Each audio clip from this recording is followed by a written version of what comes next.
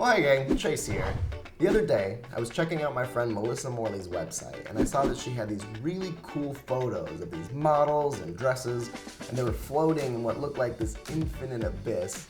And I assumed that she shot all of these in a giant photography tank, so I asked her where it was, and she's like, no, I shot all of those in a $25 kiddie pool that I got off Amazon.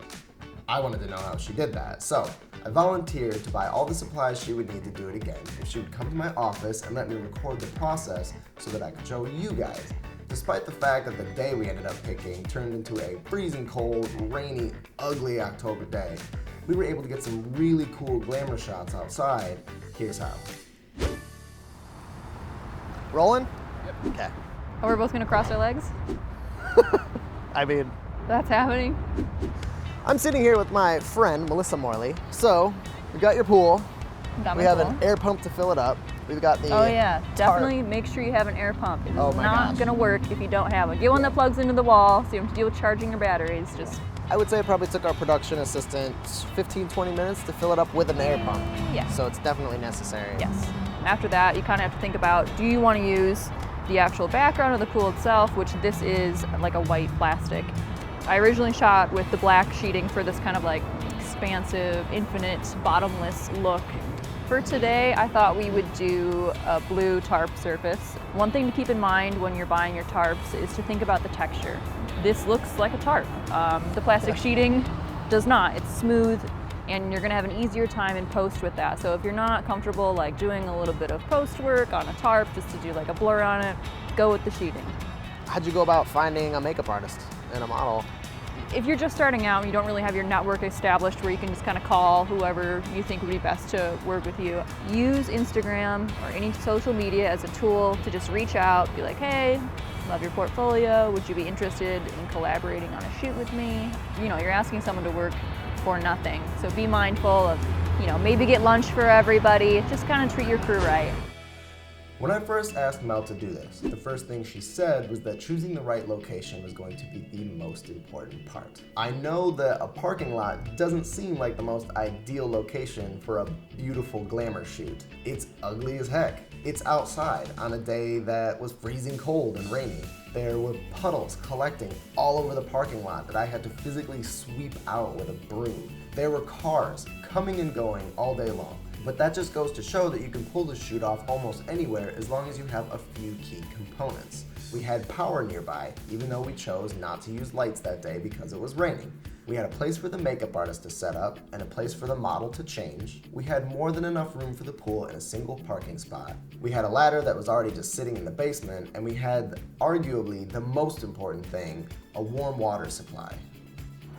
One of the things to consider is where you're getting your water from. And usually you just like pull that from your hose or, well, it's cold when it comes out of your hose. If the water temperature is really cold, she's not gonna be able to move as well. She's gonna be stiff. The answer to that ended up being pretty cheap and simple. I went to the hardware store and I found this little adapter that only cost $5, and it allowed me to hook a garden hose up to our hot water line under the sink. In about 35 minutes, we had that pool filled up and it felt like a bathtub. We were ready to get shooting. We kept it really simple. Lighting, we just stuck with the natural light. That worked great. Got really like soft, even lighting. I only pulled a reflector in once just when we were doing the close-up beauty. Just because when she's like kind of dipped down in the water, because we don't have a strong light source, we're not getting that reflection off the bottom of the pool to really fill in like, you know, the under eyes. Hey Sim, can you pull her hair out just like a little? I noticed that you had the makeup artist helping you kind of wrangle her dress and hair. Yes. If you can get a stylist, get a stylist. It'll make life easier, have someone paying attention to the garments all the time. The makeup artist just pays attention to her and her hair and can help like push the sides of the pool so you can get like a nice rippling effect. Do you ever consider adding white reflection lines to maybe give the impression that there's more motion in the water? It's just selectively, so let's say you really like the shape of one that's happening over on the side, you just copy it and move it over and maybe liquefy it so it kind of changes shape a little bit. We left the hose running on like half speed the whole time we were shooting so that there was always warm water piping into the pool for the model, but I eventually had to drain a lot of the water from the pool because it got too full.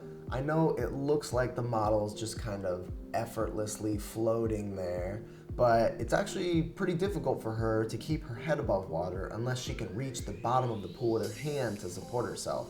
And the deeper the pool got, the harder that was for her. So word to the wise, don't fill the pool up all the way like I initially wanted to.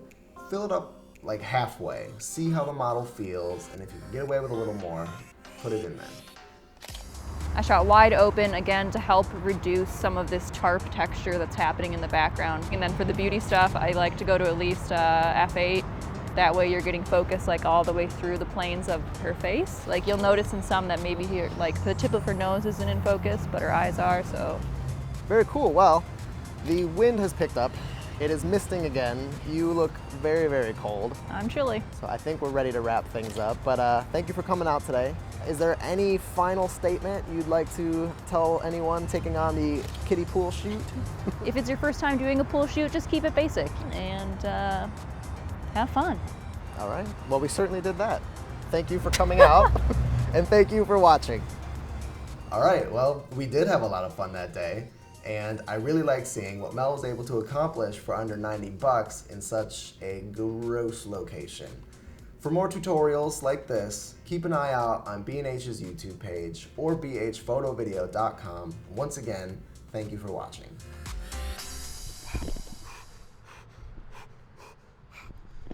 Stop it!